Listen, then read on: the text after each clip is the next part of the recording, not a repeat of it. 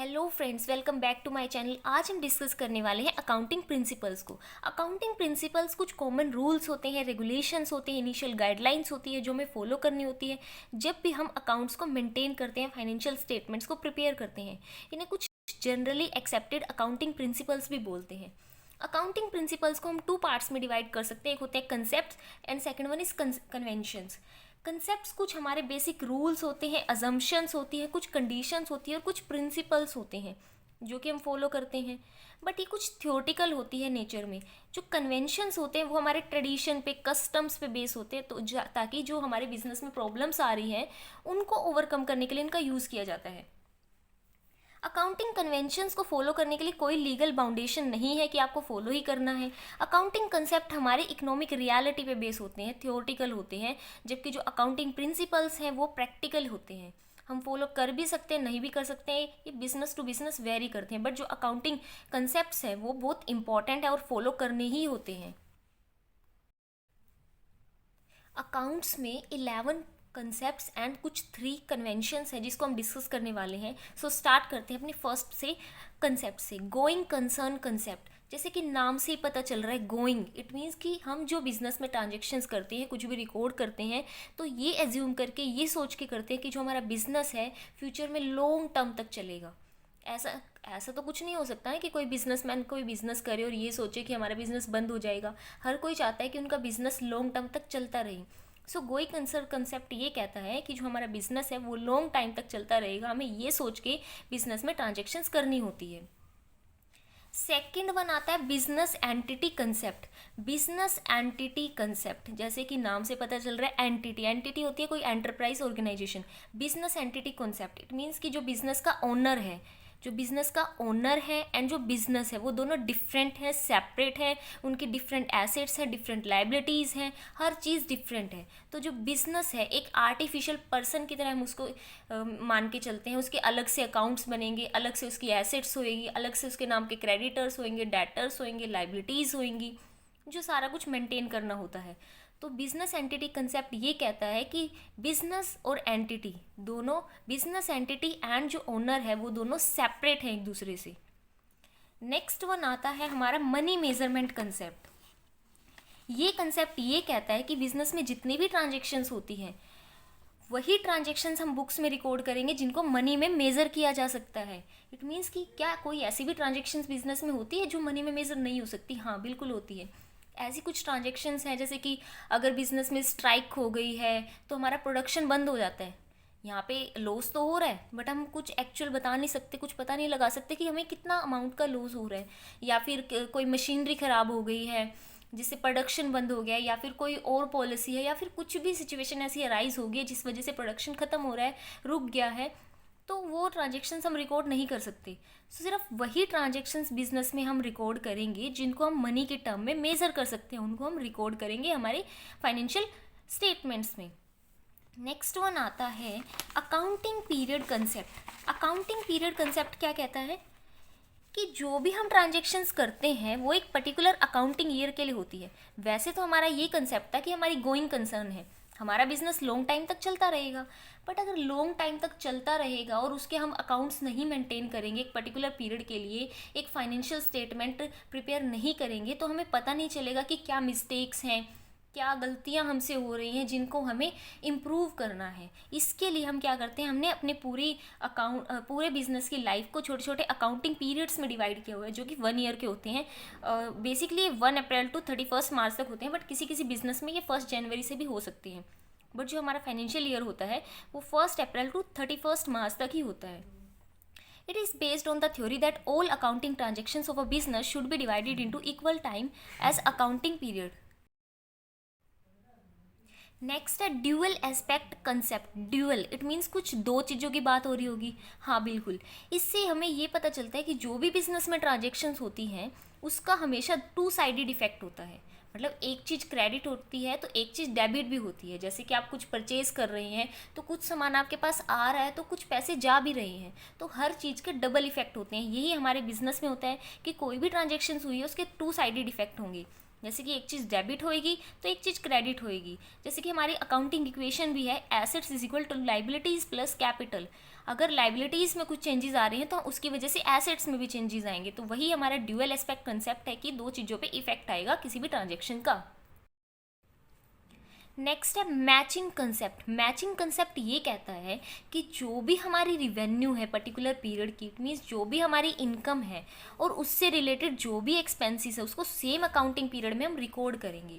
इसका मतलब ये है कि जो भी कॉस्ट अराइज हुई है, मतलब कॉस्ट हमने लगाई है कि कोई भी एक्सपेंसेस किए हैं पर्टिकुलर इनकम को अर्न करने के लिए, वो हम एक ही अकाउंटिंग पीरियड में इसको रिकॉर्ड करेंगे। ये मैचिंग कंसेप्ट थोड़ा एक्रूअल बेसिस से ही रिलेटेड है, बट इसमें हम ये करते हैं कि अपने रिवेन्यू से रिलेटेड जो भी हमारे खर्चे हुए हैं, जो भी एक्सपेंसेस हुए हैं, उसको उसी अकाउंटिंग ईयर में रिकॉर्ड करते हैं ताकि हम उसको मैच करके देख सकें कि हमें कितनी कॉस्ट लगी है उस पर्टिकुलर इनकम को अर्न करने के लिए। Next one is cost concept. Cost, जैसे उसके नाम से ही पता चल रहा है कि किसी चीज़ की कोई कॉस्ट है, इसका प्राइस जो हमने दिया था। सो ये अकाउंटिंग कंसेप्ट जो है इसको हिस्टोरिकल कॉस्ट कंसेप्ट भी कहते हैं। इसका मतलब ये है कि जो भी बिजनेस में हमने एसेट्स ली है या कुछ भी लिया है तो उसको हम उसकी कॉस्ट पे, इट मीन्स जिस प्राइस पे हमने उसको लिया था उस प्राइस पे शो करते हैं, ना कि बिजनेस में जो भी फ्लक्चुएशंस आ रही है उसको चेंजेस करेंगे। फॉर एग्जांपल कि अगर हमने कोई फर्नीचर परचेज़ किया था 1 लाख रुपीज़ का और उसके 2 साल बाद या 4 साल बाद उसका प्राइस 1,20,000 या 30,000 हो जाता है, तो इसका मतलब ये नहीं है कि हम उसको 1,20,000 या 30,000 पे चेंज करके लिखेंगे, हम उसको 1 लाख पे ही शो करेंगे। तो ये कहता है हमारा कॉस्ट कंसेप्ट कि जो भी बिजनेस है उसमें कोई भी हमने एसेट्स लिया उसको रिकॉर्ड करेंगे उसकी ओरिजिनल परचेज वैल्यू पे अकाउंट्स में। ठीक है, ये हमारा हिस्टोरिकल कॉस्ट कंसेप्ट है। Accrual concept. एक्रूअल कंसेप्ट क्या कहता है कि जो भी ट्रांजेक्शन्स हैं हमारे बिजनेस में हुई हैं, तो जो भी ट्रांजेक्शन्स हुई है उसको हम उसी टाइम रिकॉर्ड कर लेंगे, चाहे उसकी हमें पेमेंट मिली है या नहीं मिली है, चाहे हमने उसकी पेमेंट दी है या नहीं दी है, हमने कोई सर्विस ली है या कोई प्रोडक्ट लिया है उसको यूज़ कर लिया है, तो वो ट्रांजेक्शन उसी टाइम करेंगे, हम बिजनेस में रिकॉर्ड करेंगे जब हमने उसको यूज़ कर लिया है। जैसे कि क्रेडिट में हमने कोई परचेज़ कर लिया, उधार कुछ ले लिया है या उधार कुछ बेच दिया है, तो वो उसी दिन हम रिकॉर्ड कर लेंगे।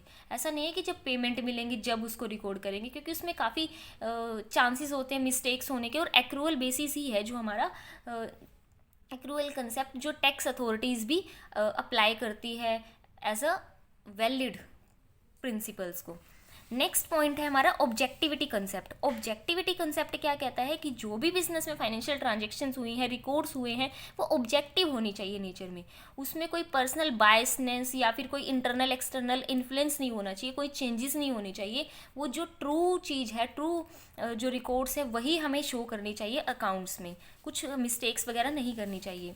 Consistency concept. कंसिस्टेंसी हमें पता चल रहा है कि इट मीन्स कुछ रेगुलर बेसिस पे हो रहा है, तो ये हम इंश्योर करते हैं कि जो भी हम प्रिंसिपल्स का यूज़ कर रहे हैं, मेथड्स का यूज़ कर रहे हैं, बिजनेस में प्रोसीजर्स का यूज़ कर रहे हैं, वो हम फॉलो करेंगे उन प्रिपेयर करने के लिए फाइनेंशियल स्टेटमेंट्स को over a period of time. This allow companies to, ताकि वो जो कंपनीज हैं वो एक्यूरेटली कंपेयर कर सके अपने ही अकाउंट्स को। जैसे कि अगर डेप्रिसिएशन का एक मेथड हम यूज़ कर रहे हैं इस साल, तो ऐसा नहीं है कि नेक्स्ट ईयर हम कुछ और यूज़ करेंगे, उससे नेक्स्ट ईयर हम कुछ और यूज़ करेंगे।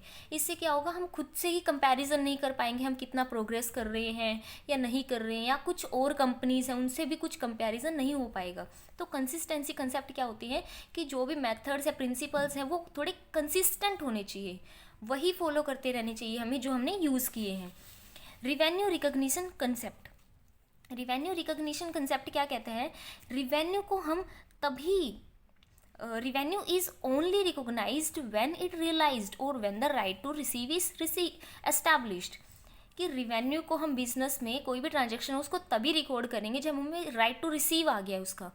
फॉर एग्जाम्पल हमने कुछ सेल कर दिया 1 जनवरी 2024 को और अमाउंट हमें रिसीव हुआ मार्च में, 1 मार्च में, तो हम रिकॉर्ड कब करेंगे इसको बुक्स में, अकाउंट इस एंट्री को कब करेंगे, जिस टाइम हमने सेल किया था। यहाँ पे हमें राइट टू रिसीव मिल गया कि हमने सेल कर दिया, उसके अमाउंट हमें मिलेगा, तो बुक्स में हम इसको रिकॉर्ड करेंगे 1 जनवरी को ही। ये हमारा ये कंसेप्ट कहता है। अकाउंटिंग कन्वेंशंस, हमारे पास 3 टाइप्स ऑफ अकाउंटिंग कन्वेंशंस है। कन्वेंशन ऑफ फुल डिस्क्लोजर, इसका मतलब है कि जब भी हम अपनी फाइनेंशियल स्टेटमेंट्स को प्रिपेयर कर रहे हैं या प्रेजेंट कर रहे हैं तो उसमें सारी की सारी जो रिलेटेड इंपॉर्टेंट इन्फॉर्मेशन है वो हमें शो करनी होती है, जो भी इंपॉर्टेंट है उनके यूज़र्स के लिए, उनके ओनर्स के लिए, शेयर होल्डर्स के लिए, या फिर हमारे कोई क्रेडिटर है उनके लिए, या फिर कोई फ्यूचर इन्वेस्टमेंट करने वाला है तो उनसे रिलेटेड जो भी इन्फॉर्मेशन है ना, जो भी उनके लिए हेल्पफुल है वो सारी की सारी हमें डिस्क्लोज करनी होती है फाइनेंशियल स्टेटमेंट में। बट हमें एक चीज़ ध्यान रखनी होती है कि फुल डिस्क्लोजर का मतलब ये नहीं है कि हमारे बिजनेस के सारे सीक्रेट्स भी हम उसमें डिस्क्लोज कर देंगे। सिर्फ वो इन्फॉर्मेशन जो नेसेसरी है वो हम इंक्लूड करेंगे। कन्वेंशन ऑफ प्रूडेंस और कंजर्वेटिज्म, इसका मतलब ये है कि फ्यूचर में होने वाली जो लॉसेस हैं या कंटिजेंसी जो अराइज हो सकती हैं उसको हम पहले से प्रिपेयर करके चलते हैं, उनके लिए पहले से कोई रिजर्व बना के चलते हैं, कुछ अमाउंट अलग से रख के चलते हैं, ठीक है। पर जो फ्यूचर में होने वाले इनकम्स है उसके लिए हम पहले से कोई ऐसा रिजर्व नहीं करते, कोई तैयारी नहीं करते, ठीक है। जो भी अगर कोई लॉस होने वाला होता है या ऐसी कुछ चीज़ है जिससे हमें हमारे बिजनेस को खतरा है तो उन चीज़ों के लिए हम प्रिपेयर करते हैं, ना कि कुछ अगर प्रॉफिट होने वाला है तो उसके लिए हम पहले से प्रिपेयर होके नहीं चलते हैं, पहले से कोई रिजर्व बना के नहीं चलते हैं। नेक्स्ट है कन्वेंशन ऑफ मेटेरियलिटी, ये थोड़ा फुल डिस्क्लोजर के अपोजिट कह सकते हैं आप इसे। मेटेरियलिटी मीन्स कि जो हमारी इन्फॉर्मेशन है बिजनेस में जो बिल्कुल भी इंपॉर्टेंट नहीं है उनको हम डिस्क्लोज नहीं करेंगे, क्योंकि अगर हम उनको भी लिखने लगे तो हमारे जो फाइनेंशियल स्टेटमेंट्स है वो काफ़ी ओवरबर्डन हो जाएंगे, काफ़ी हैवी हो जाएंगे और वो इतनी इंटरेस्टिंग भी नहीं रहेंगे। तो सिर्फ वही इन्फॉर्मेशन जो कि नेसेसरी है वो इंक्लूड करेंगे, जो बिल्कुल इंपॉर्टेंट नहीं है वो नहीं लिखेंगे। हाँ, ये हो सकता है कि कुछ हमारी टर्म्स ऐसी होती हैं कि किसी बिजनेस के लिए इंपॉर्टेंट हो सकती है, किसी के लिए नहीं। अगर कोई स्मॉल लेवल पे बिजनेस कर रहा है इंस्ट्रूमेंट्स का या कोई औजार बना रहा है इस तरीके से, तो उसके लिए उन मटेरियल्स की भी वैल्यू बहुत ज़्यादा है, वो उनको लिखेगा, शो करेगा बुक्स में। बट अगर कोई बहुत बड़े लेवल पे बिजनेस है तो अगर कोई बिजनेस लार्ज स्केल पे है तो वो ऐसी छोटी मोटी चीज़ों को अलग से रिकॉर्ड नहीं करेगा, अलग से शो नहीं करेगा, उसको किसी भी मटेरियल में उसके अमाउंट्स को मिला के मर्ज करके ऐसे हम लिख देंगे। So thanks for watching.